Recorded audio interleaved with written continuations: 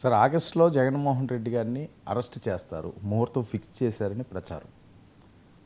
ముహూర్తం చాలాసార్లు ఫిక్స్ చేశారు కానీ ఫిక్స్ అయింది ఎందుకు చేయట్లేదు, లేకపోతే చేయడానికి కావాల్సిన ఆధారాలు ఇవన్నీ ఉన్నాయా లేదా ఒక ప్రశ్న అయితే, ఈ ఆగస్టు క్రైసిస్ అనేది అంతర్జాతీయంగాను ఆంధ్రప్రదేశ్ రాజకీయాలను కూడా చాలా ముఖ్యమైనది. అది చంద్రబాబుకు, ఎన్టీఆర్కు, అంతకుముందు ఉన్న కాంగ్రెస్ వీళ్ళకి అందరికీ నమ్మకం అనేది ఒకటైతే, మూఢనమ్మకం లేకపోతే నమ్మకం ప్రపంచం అంతా వేరే దేశాల్లో కూడా రకరకాలుగా ఉంది.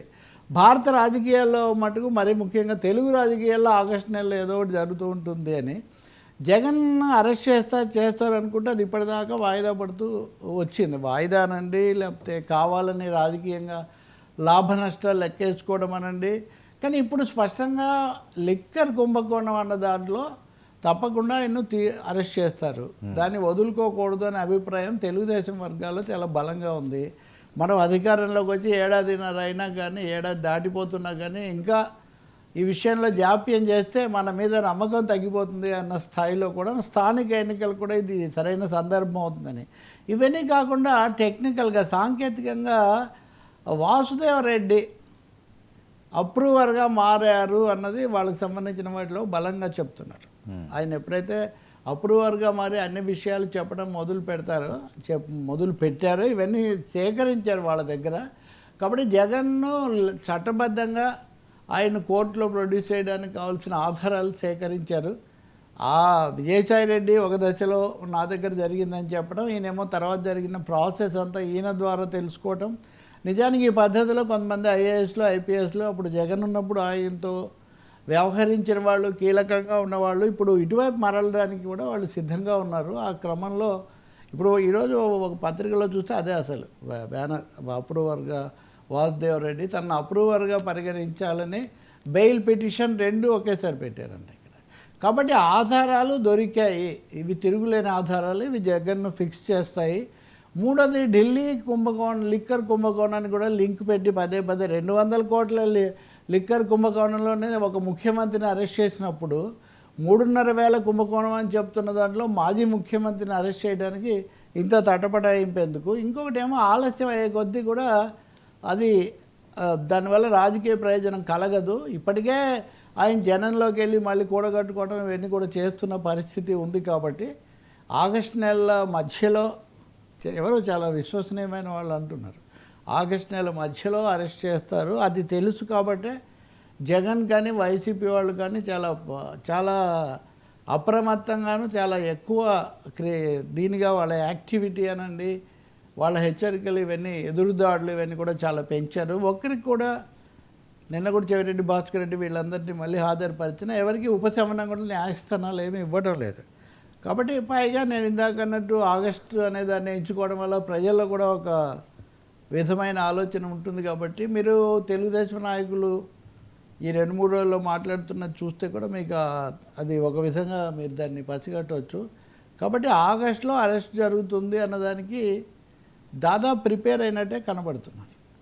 ఇలా అంటే మీరు వచ్చినప్పటి నుంచి చెప్తున్నారు చేయడం లేదంటే అది కూడా తెలుగుదేశం కార్యకర్తల్లో ఒక అసంతృప్తిగా ఉందంటారు. వచ్చినప్పటి నుంచి ఇదిగో అయిపోయింది, అదిగో అయిపోయింది, రెడ్ బుక్ ఇవన్నీ చెప్పి మనం అసలైన ఆయన మటుకు వదిలేసాము.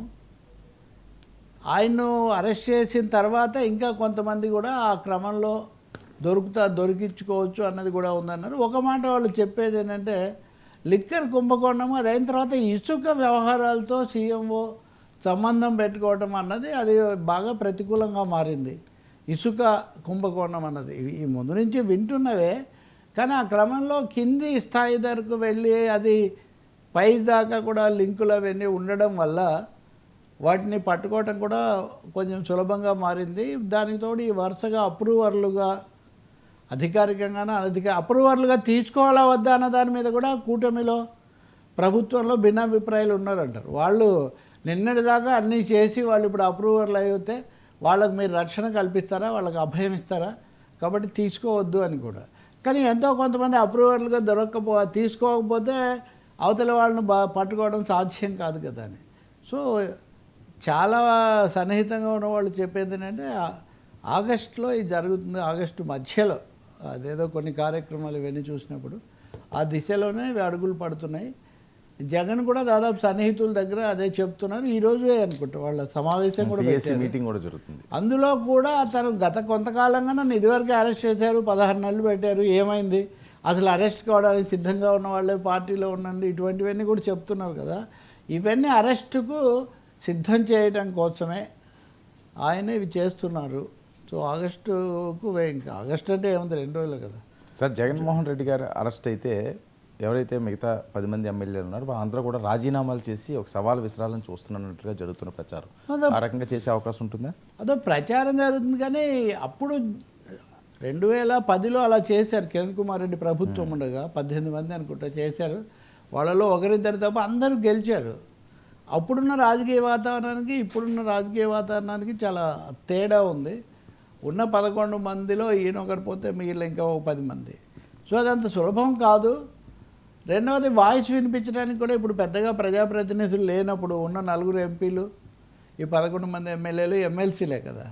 కాబట్టి ఎమ్మెల్సీలు అయితే ఖచ్చితంగా చేసే అవసరం ఉండదు కదా. వాళ్ళు ఆల్రెడీ సభకు హాజరవుతున్నారు, ప్రతిపక్ష హోదా కూడా అక్కడ అనుభవిస్తున్నారు.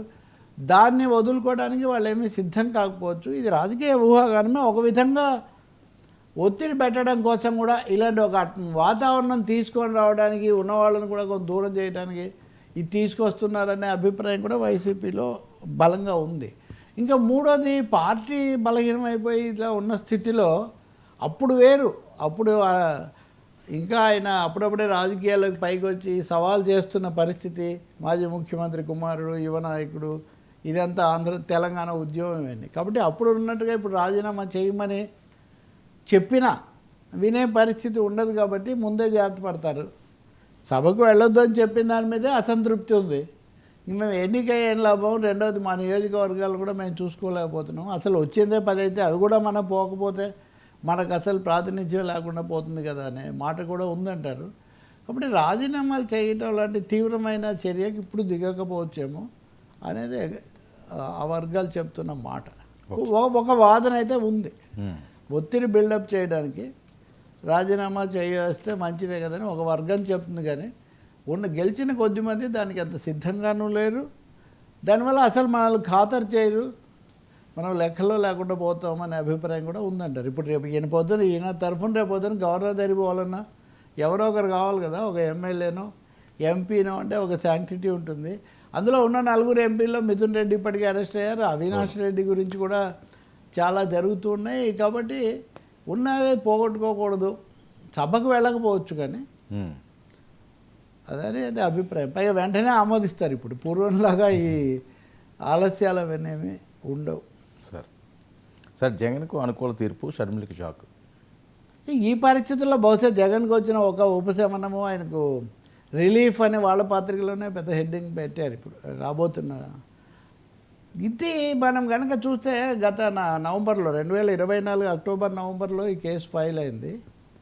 అప్పుడు వచ్చిన కథనాలనండి సహజంగా వ్యతిరేకమైన పత్రికల్లో తెలుగుదేశానికి అనుకూలమైన ఎక్కువ